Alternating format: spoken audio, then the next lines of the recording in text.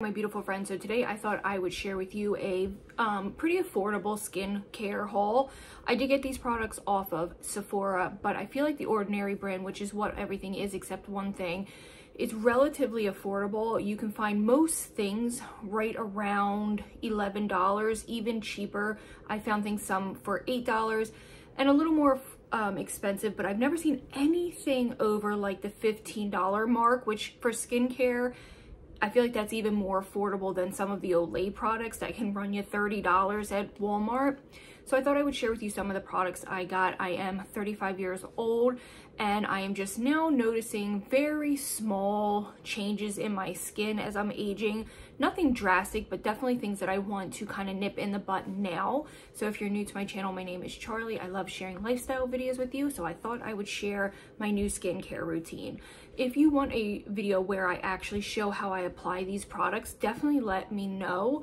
I have been slowly introducing each product. That way I don't, like, my skin doesn't freak out on me. I do have relatively very sensitive skin. I would say normal. I don't really have oily skin and I really don't have dry skin. It's very normal. I do have hyperpigmentation. I do have freckles. I do have quite a bit of hair growth on my face. I'm just kind of giving you just the rundown of some things that I feel like some people might want to know. Like I said, I'm 35 years old. I don't have a lot of wrinkles right now, but I feel like sometimes it's also genetic as well. My mother, before she passed away, she was 47 and she looked relatively young. But I guess it's all just kind of like in the eye of the beholder as well, because beauty is such like a huge range for people. What I find beautiful, someone might not, etc. Because I don't want to ever seem offensive. I feel like the products that I picked would be good for any age. I feel like to implement any type of skincare into your routine at any age is really good. The younger the better.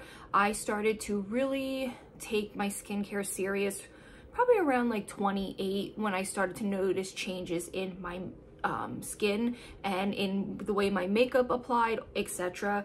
So let's just get on to it. Like I said, I have extremely sensitive skin, so how I was introducing this was I was doing one product each night, introducing something new for 2 or 3 days. If my skin didn't freak out, then I was good to go. The only thing I have trouble with is salicylic acid. I notice anytime I use it, my skin is very itchy. I don't have breakouts, so I don't think I really need it. Because I thought it was for something else. Maybe I should have researched a little more, but I noticed that I get very itchy. So I wonder if I'm not supposed to be using it, or maybe I should only use it once a week.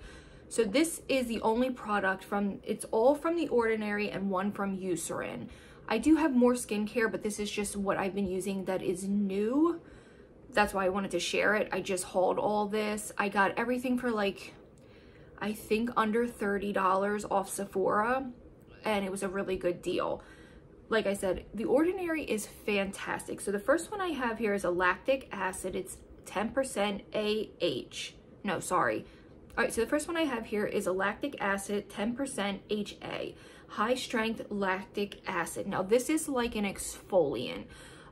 This one does burn a little bit. You apply it once a day, ideally in the nighttime. Can be diluted with other treatment to reduce the strength until you build up a tolerance, and you definitely need to use SPF when you're using something that is like a chemical peel or is like a chemical exfoliant. You definitely want to avoid UV rays and or use sunscreen or a hat protection, or all three if you want to be honest. It was funny the other day, I was telling my grandmother she has a spot on her face, and I was like, you need to get to a dermatologist immediately because it looks like skin cancer to me. It's raised, it's bumpy, and it just looks terrible. And then my uncle came in to me 2 days later. He's like, I can't believe you were just bitching at your grandmother about going to a dermatologist, because he went and he ended up having so many spots burned off. It just frightens me so with skin cancer, you guys. It's so frightening because it's just goes so undetected because you just don't think about it. So please check your body. This is amazing. I noticed that my skin looks very supple and very youthful when I use this. I will definitely link each of these for you and a little description for what each is. This is the lactic acid. This is like a chemical peel, like an exfoliant. I do notice when I use it, it burns just for the it burns for a few seconds, but nothing that isn't tolerable. But I definitely notice a difference when I'm using it. I started out doing it twice a week, then I slowly added in each week another day, and now I'm up to about 5 days a week I use this one, and it's fantastic. I use a very, very little amount. You do not need to overdo it with some of these products. Sometimes I see these girls piling on so much on their face, and I feel like sometimes less is more. And I know they love that glowy look, but I feel like sometimes that can cause more issues. Let me get on to the actual moisturizer, and then I'll get on to the rest of the Ordinary products. This is the only thing from Ordinary, the only thing that's not from Ordinary. So I was looking for something for overnight. My great-grandmother swore by Olay, but I feel like their price point is just a little high for me.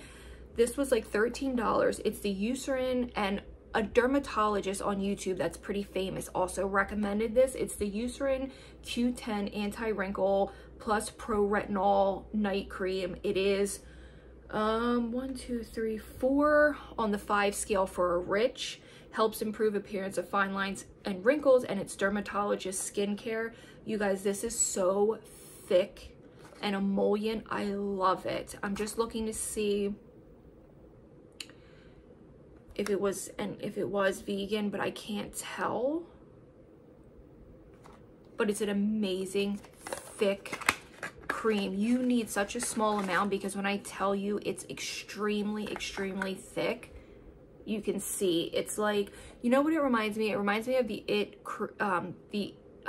Cosmetics cream in that like pale yellow container. That's kind of what it reminds me of. As you can see, it's extremely thick. I might use maybe a pea-size amount. I love the packaging. I think it's very, not that it matters, but it looks really nice on your shelf.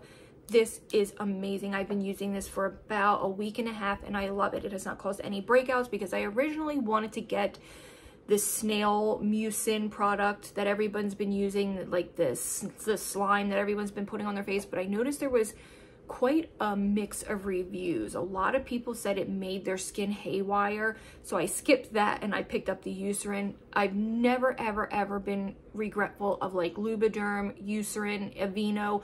They have always been, and Jergens have always been in my rotation. This is great. So I think this would be really, really good for mature skin. I feel it would be good for anyone, especially in the cooler months when you are battling dry skin. It's very, very thick and emollient and really nice, and it's unscented, which is a big plus. So I'm just going to show you these in no particular order. This is the Ordinary. This one is the salicylic acid. This one I thought was for blemishes. I don't know actually why I grabbed this one. This is the one that makes my skin a little more itchy. This is the salicylic acid, so I'm probably going to hand this over to my daughter. Salicylic acid is typically something they put in acne medications, I'm pretty sure.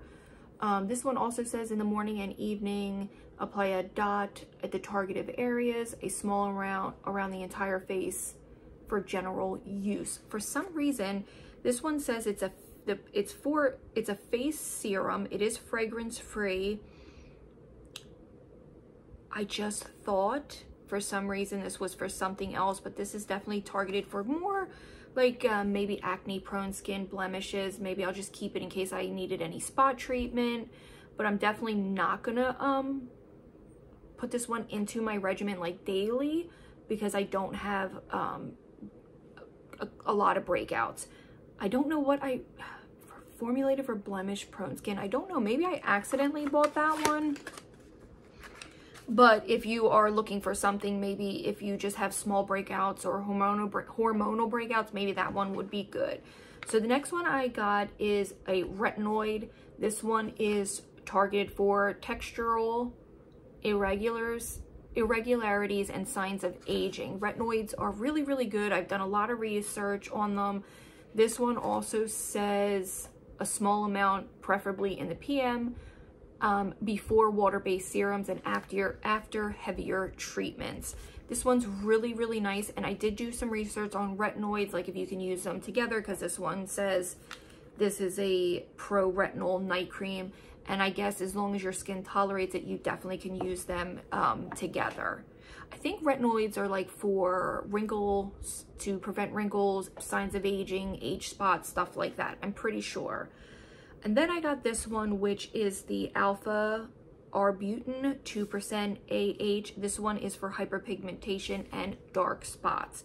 This one is to be used in the AM and PM. I don't put on a lot of skincare in the morning, mostly just moisturizer, because all I do is put on some moisturizer and my makeup, so I don't do a lot, and I do more of this in the evening. And this one, you definitely need to use sunscreen with. I had no issues with this one. I really like this, and I'm excited to see here in about a month or two if it's actually kind of dulling down any of my freckles or hyperpigmentation that I have. I often have a lot of issues with my top lip because I have such hair growth. My hair will be back in a day's time, so I definitely have more issues with that. And the last one I got is for hydration. I love Aquaphor on my face, but it's very, very heavy, so I try to do that maybe once a week. I also love oils on my face. My skin loves it and soaks it up, and in the morning I just look very plump and supple. This one is the hyaluronic acid 2%. This is hydration support, and this one's a vegan. This one's vegan. I don't know if all of them are, but this one says vegan, so that's a good plus. This one is, you can apply it morning and night, and this is strictly for hydration. I love this one. It's thick. It almost goes on like an oil, and I've had no issues with it. It's a hydrator and oil, but it's not sticky, which I really enjoy. I hate ones like a vitamin E oil, how sticky they can be. It's like a sensory issue. I cannot stand anything sticky. So this is fantastic. So what I do is I just do a little bit of each, depending on what, other than the salicylic acid, that one I might do like a little spot treatment with. Then I slather on a little bit of my Eucerin, or I can do just like a Cetaphil is really good. Just something thick at night I really enjoy, and I always remember to bring it down my neck, and anything left over I try to put on the back of my hands, just a little tip. So that is just some of the skincare haul that I recently got. I hope this helps somebody. I will make sure to link everything and what each thing is specifically for, that way you're not confused as to what you're buying, because I feel like I got confused with the salicylic acid. The only thing I have not invested in is an under eye cream. I can't figure out if they're actually kind of like just gimmicky, and usually I'll bring this up under my eyes, or a little bit of Aquaphor or coconut oil, because I feel like they're kind of gimmicky. Are they just like a small version of moisturizer? Definitely let me know your opinions on eye creams, and if you have anything that you prefer or a favorites, definitely let me know. And if you think it's gimmicky, also let me know. But I hope you enjoyed this. I hope this helped somebody maybe pick out some new skincare products, and I'll definitely see you in my next one. And remember to stick around and subscribe. We would love to have you here. Okay, friends, I'll see you in my next one.